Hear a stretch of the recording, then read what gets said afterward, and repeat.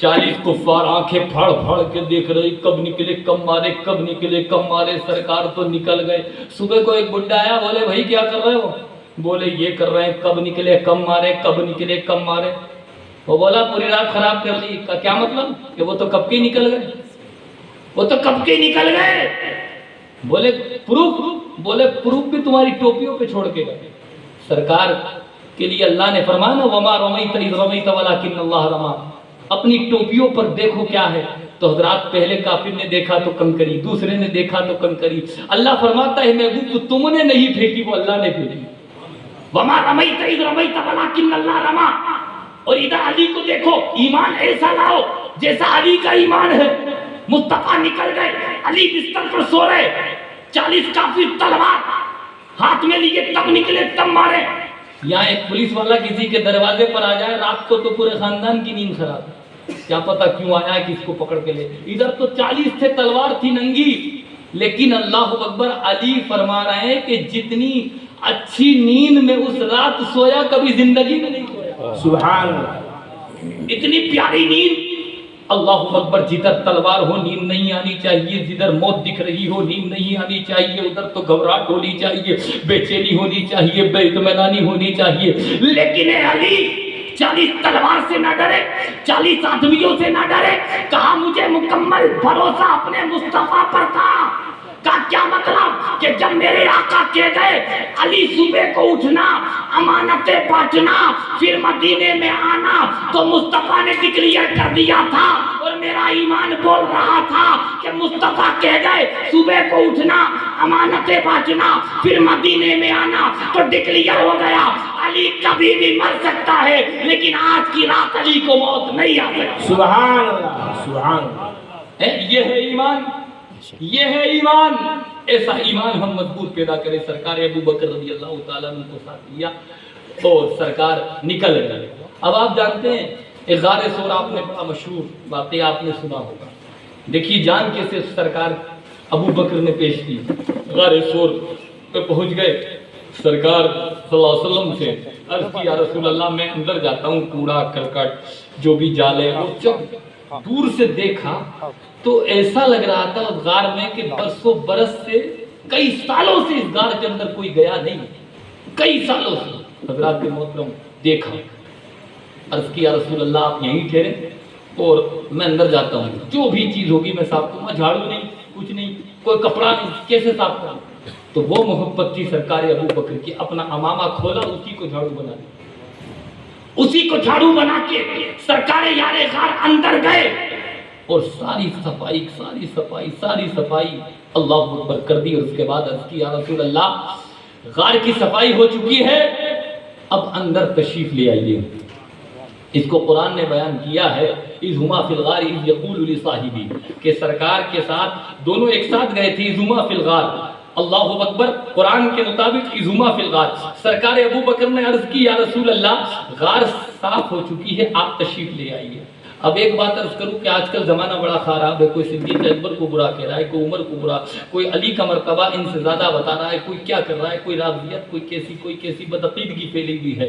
लेकिन एक पॉइंट इसमें अर्ज करता हूँ कि जैसे ही अबू बकर ने उस गार को साफ किया तो अबू बकर ने अर्ज किया रसूल अल्लाह ये गार साफ हो चुकी है, अब इसके अंदर तशरीफ ले आइए। तो मैं ये कहता हूँ मुस्तफ़ा से दुनिया मोहब्बत करती है, मुस्तफ़ा से दुनिया मोहब्बत करना चाहती है, लेकिन मुस्तफ़ा जाने रहमत से मोहब्बत के दावे में वही मुकम्मल हो सकता है, मुस्तफ़ा के प्यार में वही कामिल, वही अकमल हो सकता है, वही संपूर्ण हो सकता है जिसके दिल में सरकारे सिद्दीक़ अकबर की मोहब्बत होगी। क्योंकि पहले सिद्दीक़ की मोहब्बत को दिल में बसाना पड़ेगा।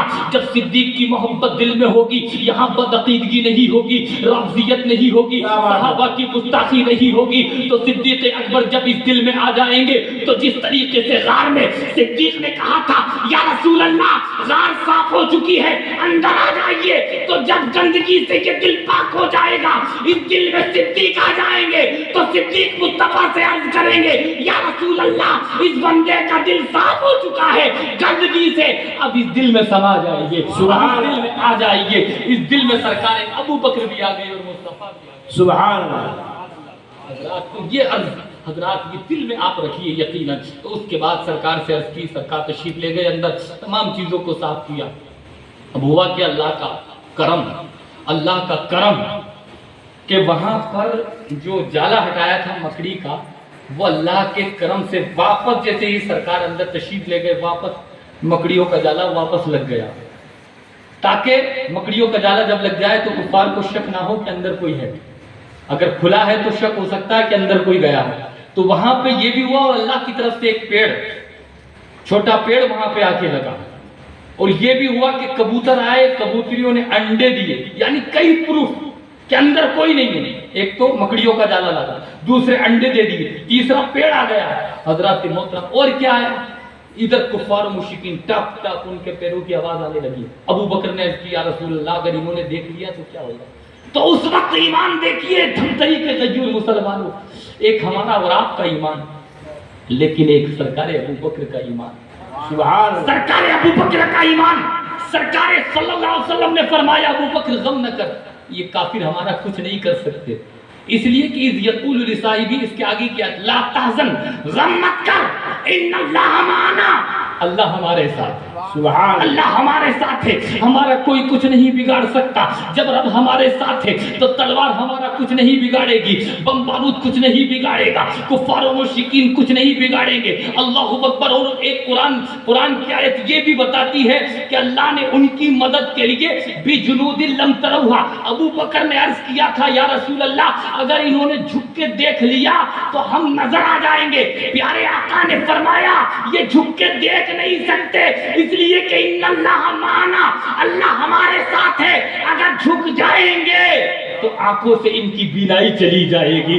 اللہ اکبر. اور اس کے بعد ایک قرآن کی تفسیر میں یہ لکھا ہے کہ ان کی مدد کے لیے بجنود لم تروہا, ایک ایسی اللہ نے مخلوق بھیجی جو دکھنے والی نہیں تھی, جن کو فرشتے کہا جاتا ہے. فرشتوں کے ذریعے اللہ نے سرکار کی ابو بکر کی حفاظت فرمائی. جس فرشتوں سے بدر میں حفاظت کی تھی, جن فرشتوں نے حنین میں حفاظت کی تھی, جن فرشتوں نے اور جنگوں میں حفاظت کی تھی, ان فرشتوں کے ذریعے اللہ نے اپنے رسول کی اور سرکار ابو بکر کی یہاں پہ کہا غم مت کرو, اللہ ہمارے ساتھ ہے. حضرات محترم, وہ کرتے کرتے حضرات کافر گھوم رہے ہیں, اور جتنے بھی کپڑے تھے سب سوراخوں میں رکھ دیے. سوراخوں میں رکھنے کے بعد حضرات محترم ایک سوراخ باقی رہ گیا تھا, تو پیر لگا دیا تھا. آپ نے سنا ہے سرکار ابو بکر نے پیر لگا دیا. اب پیر جب لگایا, ابو بکر و سرکار کتنے وقت اس میں رہے, ایک دن, دو دن, تیسرا دن آ گیا. حضرات محترم تیسرے دن بھی سرکار ابو بکر اور سرکار صلی اللہ علیہ وسلم وہاں پہ موجود ہے. حضرات محترم پیر لگا دیا. پیر جب لگایا تو آپ نے سنا ہوگا کہ ایک کالا سانپ ڈائریکٹ کاٹا نہیں, تیتھ نہیں لگائے, دانت نہیں لگائے, بلکہ کالا سانپ پیر مبارک میں اپنی زبان کو لگا رہا ہے, تاکہ ابو بکر سمجھ جائیں, ابو بکر مصطفیٰ کے دیدار کی عاشق تم ہی نہیں ہو, میں بھی ہوں, اور اپنا پیر ہٹا لیں. کاٹا نہیں, تکلیف دینا ان کا اس کا کارن نہیں تھا کہ میں تکلیف دوں ابو بکر کو, بلکہ زبان لگا رہا ہے. اب سمجھ گئے تھے ابو بکر کیڑا ہے, چاہتے تو ہٹا لیتے, لیکن اور جم کے پیر لگا لیا تاکہ میرے آقا کو تکلیف نہ پہنچا دے. جم کے پیر لگایا تو پھر واپس زبان کو لگا رہا ہے. ابو بکر ہٹا لو دیدار مصطفیٰ کہ تم ہی مشتاق نہیں ہو, ہم بھی مشتاق ہیں, ہٹا لو. نہیں ہٹایا, جم کے لگا لیا. اس کے بعد تیتھ لگائے کالے سانپ نے, دانت لگا.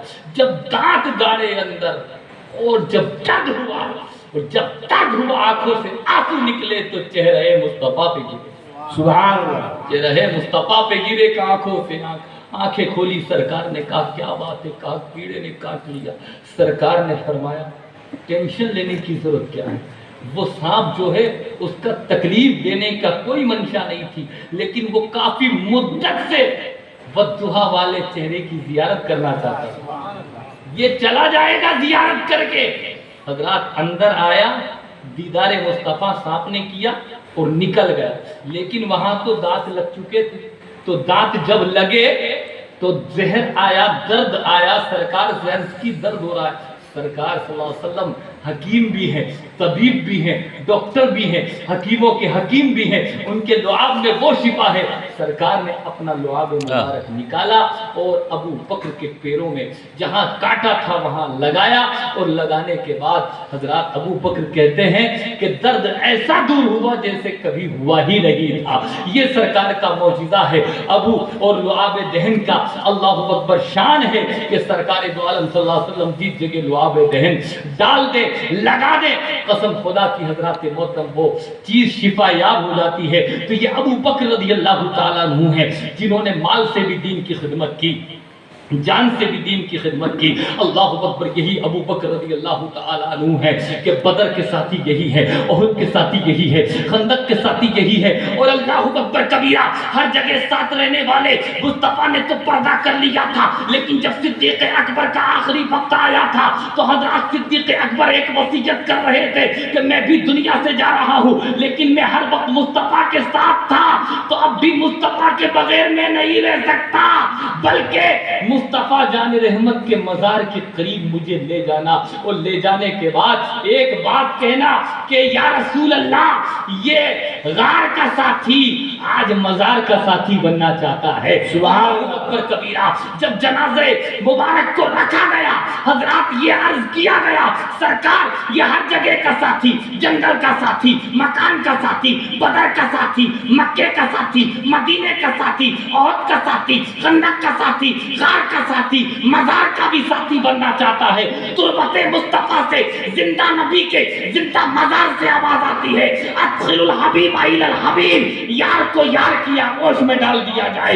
سرکار کا روزہ کھلا اور سرکار دو عالم صلی اللہ علیہ وسلم کے قرب میں قسم خدا کی حضرات سرکار ابو بکر کو دفن کر دیا گیا۔ پتہ یہ چلا کہ جو مصطفیٰ کی محبت میں اپنی جان کا نذرانہ پیش کرتا ہے، مصطفیٰ کی محبت میں اپنا سب کچھ پیش کرتا ہے، تو قسم خدا کی اس کو جگہ جو ملتی ہے وہ عام قبرستان میں نہیں ملتی ہے، بلکہ وہ جب زندہ رہتا ہے تب بھی مصطفیٰ کے دامن سے وابستہ رہتا ہے، اور جب دنیا سے چلا جاتا ہے تب بھی وہ مصطفیٰ سے دور نہیں ہوتا ہے۔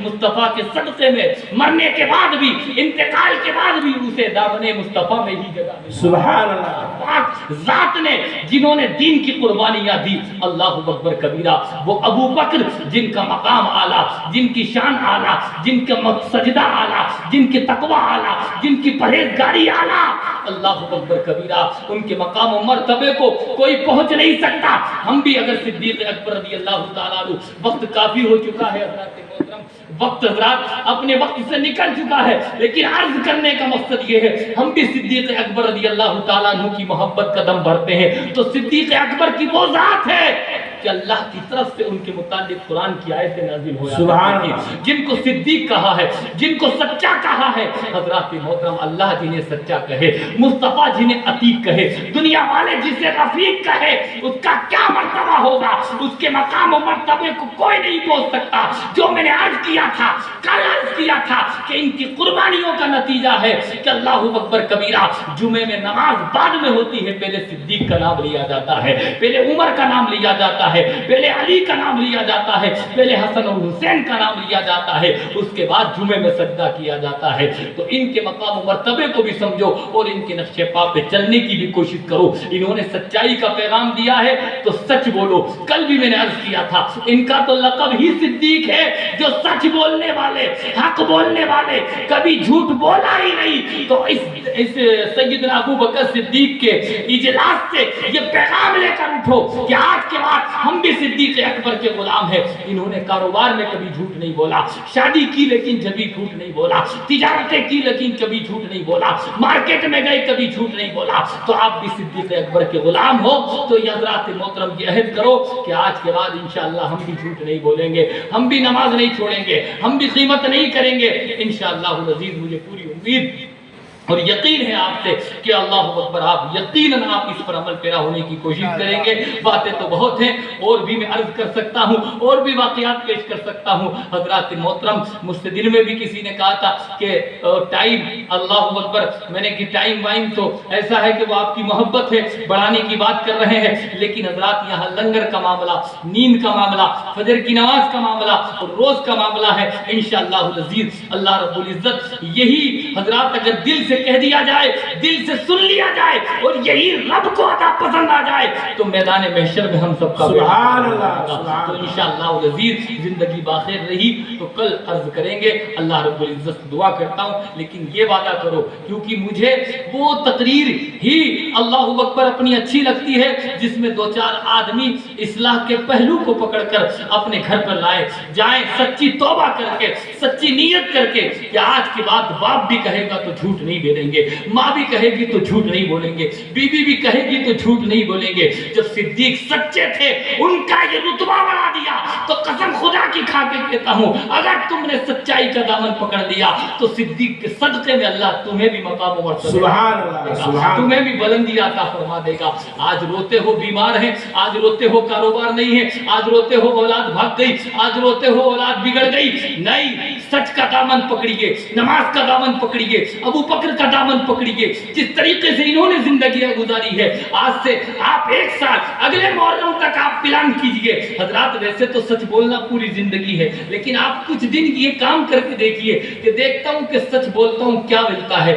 یقیناً آپ کو برکتیں شروع ہو جائیں گی، رحمتیں شروع ہو جائیں گی، بیماریاں دور ہو جائیں گی، بلائیں دور ہو جائیں گی۔ اللہ رب العزت سے دعا کرتا ہوں اللہ رب العزت مجھے آپ کو ان باتوں پر عمل پیرا ہونے کی توفیق و رفیق عطا فرمائے، دارین کی نعمتوں سے سرفراز فرمائے، اور میرے کہنے میں کوئی غلطی لفظاً مانن ہو گئی ہو اللہ رب العزت اپنے کرم سے معاف فرمائے۔ استغفر اللہ ربی من کل ذنب واتوب الیہ۔ ایک مرتبہ محبت کے ساتھ کلمہ طیبہ کا ورد کر لے، لا الہ الا اللہ محمد رسول اللہ وما علینا الا البلاغ۔